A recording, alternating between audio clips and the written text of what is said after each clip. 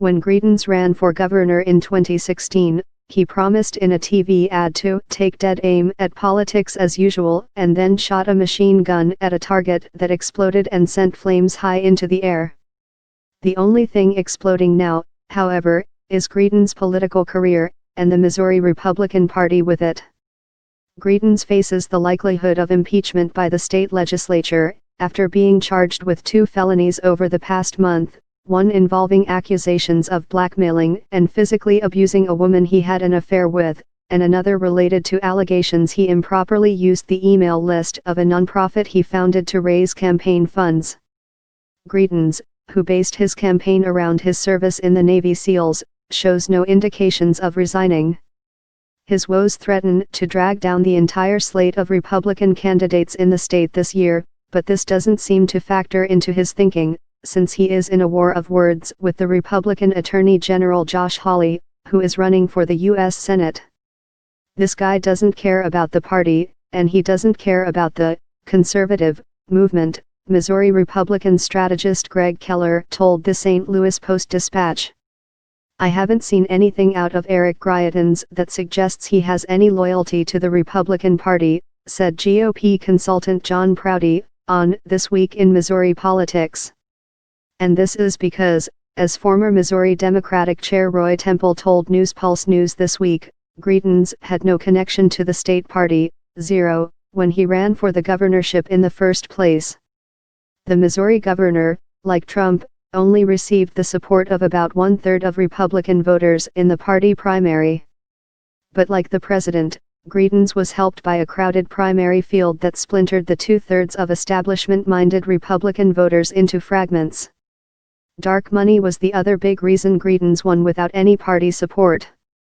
Because campaign finance law has pushed political money outside of parties and into the more opaque world of unaccountable outside groups, state parties have lost much of their reason for existence.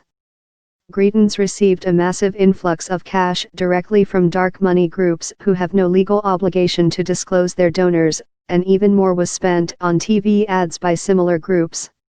Scott Fahn, who owns the Missouri Times news site and hosts This Week in Missouri Politics, said that by his calculations, Greitens received $80 million in dark money.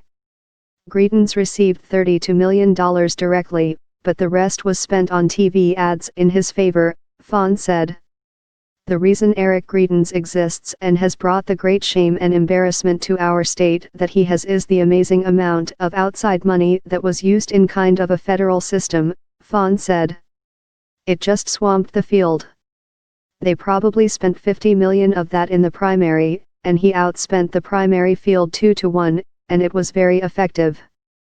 Greitens' fundraising was also helped by his hiring of national political consultants such as Nick Ayers, a Georgian who learned the art of raising big money from former Republican National Chair and Mississippi Governor Haley Barbour. Ayers is now Chief of Staff to Vice President Mike Pence. One dark money group even ran attack ads against 2 of Greitens' Republican primary opponents, under the name LG PAC.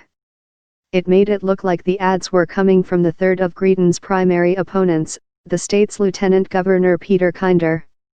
But LG PAC was actually backing Greitens, and through federal financial disclosure forms, Ayers has been connected to LG PAC in 1998 to 2000 when I was executive director of the Missouri Democratic Party. Issue ads flowed through the state parties, said Temple.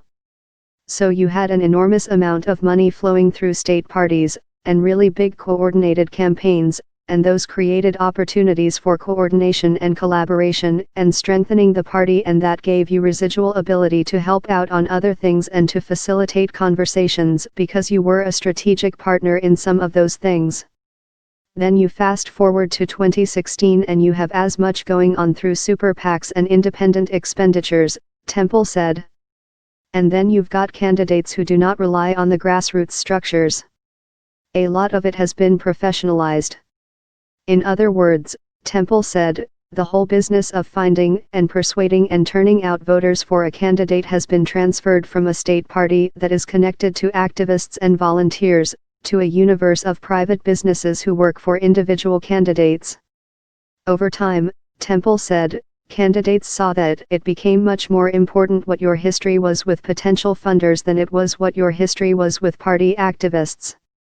Fawn said the state parties are now a homeless guy with a tin cup, begging for money. The state parties lack a clear purpose, Temple said. Are they registering voters? Are they turning out voters? Are they persuading voters? A lot of that is taken up inside campaigns and independent expenditures, he said.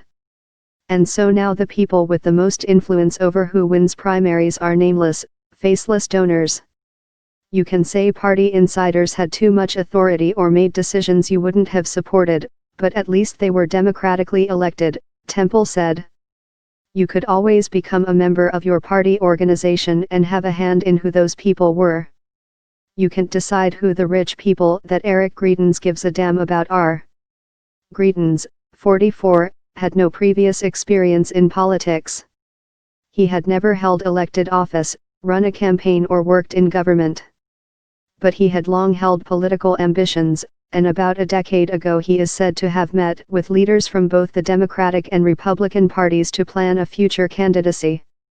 It's pretty clear he was shopping for a party and it wasn't based on any sort of ideological positions that were taken. He wanted to find the best vehicle to get him into office, Prouty told Fawn on This Week.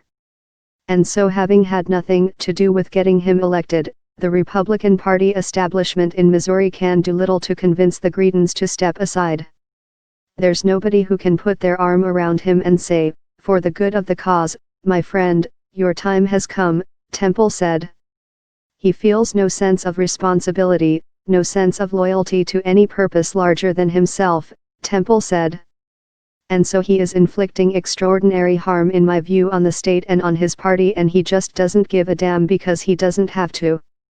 As long as he maintains relationships with people who will give him campaign contributions, he can do whatever he wants.